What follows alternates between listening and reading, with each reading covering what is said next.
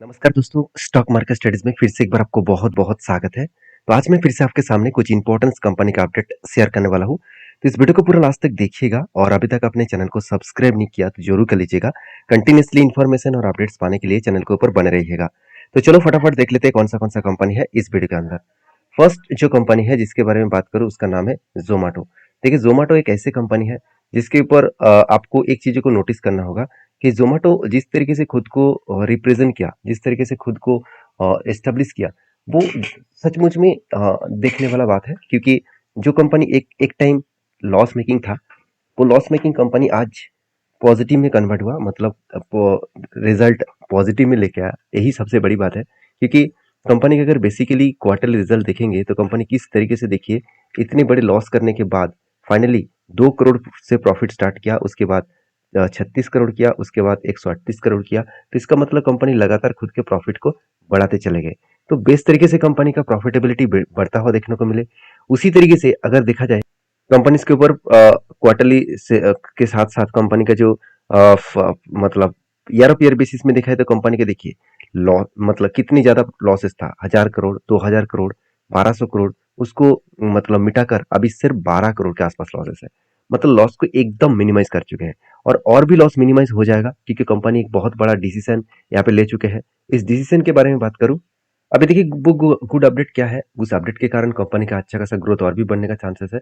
वो अपडेट कुछ इस तरीके से दिया गया, इंडिया जोमेटो गेन ऑन, आप देख सकते हैं, hiking platform fees for food delivery. मतलब कंपनी खुद के जो फूड, बेसिकली कंपनी का बिजनेस कहाँ से चल रहा है, फूड डिलीवरी करके। तो फूड डिलीवरी के ऊपर अगर उसका प्राइस हाइक नहीं करेंगे तो कंपनी का बिजनेस का जो प्रॉफिटेबिलिटी है वो नहीं बढ़ेगा। तो कंपनी क्या करने वाला है, अभी मान के चलिए, मैं एक एग्जांपल दे रहा हूँ, 100 रुपीज मान के चलिए कोई भी मतलब प्रोडक्ट के ऊपर मान के चलिए 20 रुपया डिलीवरी चार्जेस लग रहा था, अभी वो 20 रुपये को बढ़ाकर 25 रुपीज करेंगे। तो इस तरीके से कुछ डिलीवरी का चार्जेस वो बढ़ाने वाले हैं। तो डिलीवरी का चार्जेस अगर बढ़ जाएगा तो कंपनी का ही ऑब्वियसली फायदा होगा क्योंकि बेसिकली डिलीवरी तो उसको करना ही है। और डिलीवरी लोग देखिए, लोगों के मन में एक डाउट तो होगा कि चलो 20 रुपीज का माल अभी 25 में देना पड़ रहा है, मतलब 100 रुपीज का माल ऑर्डर किया और 125 रुपीज देना पड़ा है तो ज्यादा है बिल्कुल। मगर ये लोगों के मन में ना कोई अ, एक दो दिन शायद थोड़ा सा प्रॉब्लम होगा। जो लोग ऑनलाइन से ऑर्डर करते हैं तो वो ये सब नहीं देखते। 5 रुपीज बढ़ गया तो इसमें कोई फर्क नहीं पड़ेगा, वो जानेंगे भी नहीं कि कितना प्राइस एक्चुअली डिलीवरी में लिया जा रहा है। तो कंपनी इस ट्रिक को यूज किया और कंपनी बता चुके हैं कि जल्द से जल्द वो खुद के जो डिलीवरी चार्जेस है उसको हाइक करने वाले हैं।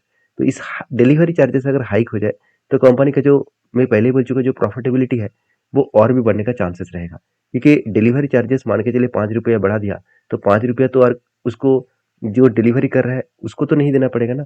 मान के चलिए उसका डिलीवरी का चार्जेस भी बढ़ा देंगे, उसका पर डिलीवरी का चार्जेस भी बढ़ा देंगे तो मगर कितना बढ़ाएगा, बिल्कुल 5 रुपये तो नहीं। कंपनी के जेब में कुछ पैसा आएगा, बाकी पैसा वो कंपनी डिलीवरी बॉयज को पेमेंट करेंगे। तो बेसिकली इस कंपनी के ऊपर जो अपडेट है मैं यही कहूंगा कि कंपनी खुद खुद को रिप्रेजेंट करे अलग लेवल में, जिसके चलते मैंने इस कंपनी के ऊपर एक बड़ा डिसीजन भी लिया। एक बहुत बड़ा स्ट्रांगली एक बाइंग मुझे दिखा कफ विद 100% का, क्योंकि पहले एक एंटी बना था लोअर साइड में, शोल्डर कम हेड कम शोल्डर बना था और फाइनली ब्रेकआउट होने के बाद कंपनी धीरे धीरे करके टारगेट को अचीव किया। टारगेट अचीव होने के बाद कंपनी क्या बना है, यहाँ पे क्या बना, एक कप विद 100% बना, कप बना, उसके बाद हैंडल बटन बना और फाइनली क्या हुआ, यहाँ पे ब्रेकआउट हुआ। ब्रेकआउट होने के बाद कंपनी धीरे धीरे करके ऊपर जा रहा है। अगर ऊपर गया तो कहाँ तक जा सकते हैं, धीरे धीरे करके ऊपर गए तो कंपनी 300 लेवल तक जाने का चांसेस है। 300 लेवल तक जाने का चांसेस है, मुझे लगता है बेस्ट तरीके से टारगेट यहाँ पे मिला है। तो इस टारगेट में आपको नहीं नहीं दे रहा हूँ, ये मेरा खुद का एंट्री है, मेरा खुद का टारगेट है। तो प्लीज अगर इस कंपनी के ऊपर काम करना है तो आपके जो एडवाइजर है उसके साथ बातचीत करके काम करिए क्योंकि मैं कोई सेबी रजिस्टर्ड पर्सन नहीं हूँ कि मैं आपको बाई सेल का रिकमेंड कर पाऊँ।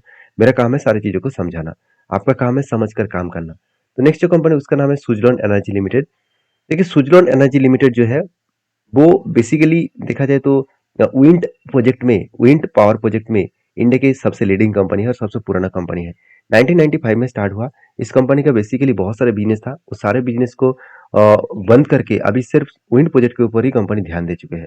तो कंपनी इसके ऊपर एक बार में एक अपडेट में आपके साथ शेयर कर लूँ तो आपको और भी क्लियर कट सारे डेटा देखने को मिल जाएगा।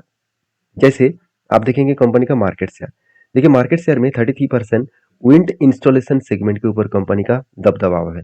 मतलब मार्केट शेयर कंपनी का 33% विंड इंस्टॉलेशन सेगमेंट के ऊपर है। और बाकी देखिए कंपनी का जो प्रोडक्ट वाइज जो ब्रेकअप है, जैसे देखेंगे तो विंड जो मतलब टरबाइन है, विंड टरबाइन के ऊपर company 62% product wise company business कर रहा है। साथ ही साथ ऑपरेशन एंड मेंटेनेंस सर्विसेज के ऊपर 31% और बाकी जो फाउंडरी के प्रोडक्ट के ऊपर 5.5%। तो कंपनी सिर्फ इंडिया में ही बिजनेस कर रहा है 94%। बाकी देखा जाए तो यूरोप में कुछ बिजनेस है कंपनी का, यूरोप में 1.36%, बाकी यूएस में भी और कनाडा में रिसेंट बिजनेस स्टार्ट किया है 1% के आसपास, और बाकी अदर्स के ऊपर 2.7% के आसपास बिजनेस चल रहा है। तो बेसिकली बिजनेस ज़्यादा से ज़्यादा इंडिया में है, कंपनी एक्सपेंड करने का कोशिश कर रहा है वर्ल्ड वाइड बेसिस में।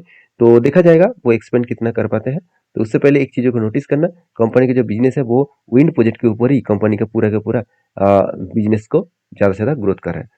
तो बेसिकली कंपनीज के जो बिजनेस है उस बिजनेस कितना शानदार ग्रोथ कर रहा है वो आपको क्वार्टरली रिजल्ट में ही देखने को मिलेगा। तो फाइनली इस बार कंपनी का क्वार्टरली रिजल्ट जो आने वाला है Q4 का, वो किस तरीके से आने वाला है वो मैं आपको बता दूं। देखिए कंपनी के जो यहाँ पे क्वार्टरली जो रिजल्ट है वो आपको साल भर में देखना पड़ेगा, क्योंकि साल भर में देखने के बाद ही आपको पता चलेगा कि नेक्स्ट क्वार्टर में किस तरीके से रिजल्ट आने वाला है।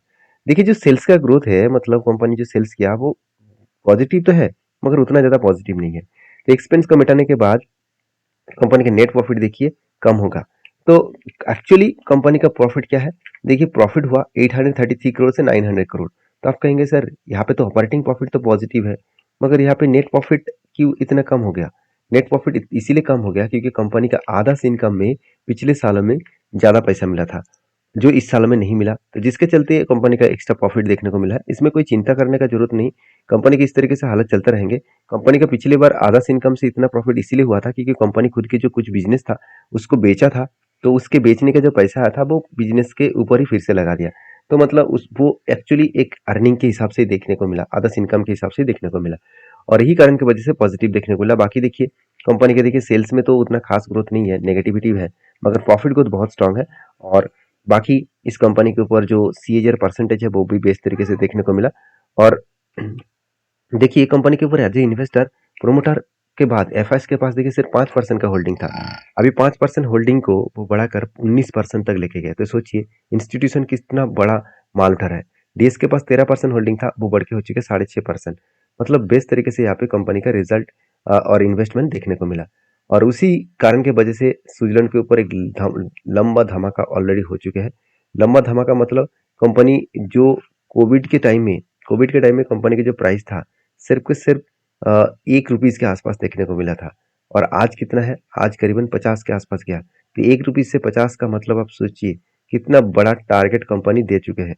ऑलमोस्ट ऑलमोस्ट देखा जाए तो 3000% के तेज के आसपास रिटर्न दिया। 3000% के आसपास रिटर्न मतलब करीबन 30 टाइम्स कंपनी रिटर्न दे चुके हैं। तो फाइनली कंपनी के ऊपर एक फिर से मुझे एक एक स्विंग बेसिस ट्रेड मिला जो मैं कंटिन्यू कर रहा हूँ। यहाँ पे क्या बना, एक कप बना, उसके बाद 2 बार हैंडल बना, और यहाँ पे एक काफी इंडिपेंडेंस बनने के बाद एक बार रिटेस्ट किया। उसके बाद धीरे धीरे करके वो क्या कर रहे हैं, यहाँ पे ऊपर जाने का कोशिश कर रहे हैं। अगर ऊपर गए तो यहाँ पे 23% के आसपास टारगेट मिलने का चांसेस है।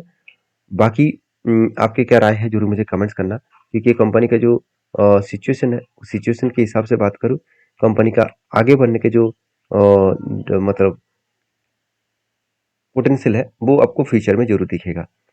तो बाकी आपकी क्या राय है जरूर मुझे कमेंट्स करके बताना। नेक्स्ट जो कंपनी उसका नाम है टाटा टेक्नोलॉजीज। देखिए टाटा टेक्नोलॉजी सर्विसेज जो बेसिकली टाटा ग्रुप की कंपनी आप सभी जानते हैं। तो टाटा टेक्नोलॉजी सर्विसेज के ऊपर एक गुड अपडेट मैं आपके साथ शेयर करूंगा। देखिए टाटा टेक्नोलॉजी सर्विसेज के ऊपर एक चीज को नोटिस करना, IT सेक्टर कंपनी में लास्ट 2 से 3 क्वार्टर कुछ खास परफॉर्मेंस नहीं हुआ, मगर इस कंपनी के ऊपर एक चीज देखेंगे तो कंपनी के ऊपर खास परफॉर्मेंस यहाँ पे देखने को मिला है। जैसे कंपनी रिजल्ट पब्लिश किया 3,500 करोड़ से 4,400 करोड़ तक सेल्स को ग्रोथ किया।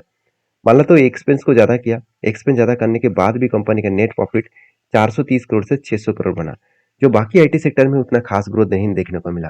क्योंकि किसी भी IT सेक्टर को उठा के देख लीजिए, चाहे वो इस सेक्टर का ही, जैसे टाटा इलेक्सी हो गया, चलो मैं एक बार आपको दिखाई देता हूँ, आप देख सकते हैं जो टाटा गैलेक्सी हो गया उसका भी देखिए प्रॉफिट ग्रोथ क्या है, नेगेटिव है। तो PB फिनटेक जो वो छोड़ दिए, PB फिनटेक कुछ अलग कैटेगरी कंपनी है, IT है मगर अलग है। जैसे ओरेकल फाइनेंस, तो वो भी देखेंगे तो यहाँ पे आप देख सकते हैं ये भी 16% के आसपास पॉजिटिव में है। ठीक है चलो कोई बात नहीं, मगर टाटा टेक्नोलॉजी के ऊपर क्या है, 14% के आसपास पॉजिटिव है। तो बेसिकली टाटा टेक्नोलॉजी अलग लेवल के काम कर रहे हैं, कंपनी का डेप्थ भी एकदम ना के बराबर है और आरओसी आरओई दोनों ही बेस्ट तरीके से देखने को मिलेगा। तो शायद इसी कारण की वजह से मैं इस कंपनी के ऊपर एक पॉजिटिव थिंकिंग रखा हूँ। मगर मैं पहले ही बोल चुका हूँ कि जिस तरीके से एक रेंज के हिसाब से काम कर रहा था और बार बार वो ब्रेक करने का कोशिश किया, यहाँ पे किया और वो फॉल्स ब्रेकआउट था।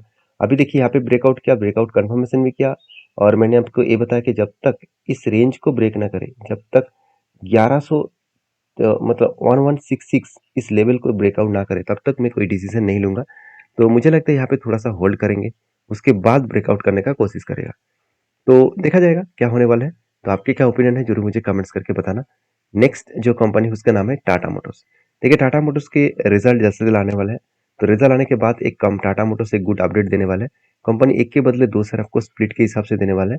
तो क्योंकि इसका फेस वैल्यू 2 रुपया है, इस 2 रुपये को वो 1 रुपया करने वाला है और इसके एक के बदले कंपनी दो शेयर आपको स्प्लिट के हिसाब से यहाँ पे आपको देने वाले हैं। तो बाकी आपके क्या ओपिनियन है इस कंपनी के ऊपर जरूर मुझे कमेंट्स करके बताना। वीडियो में जानकारी अच्छा मिले तो प्लीज लाइक करना। मिलते हैं नेक्स्ट वीडियो में, तब तक के लिए धन्यवाद।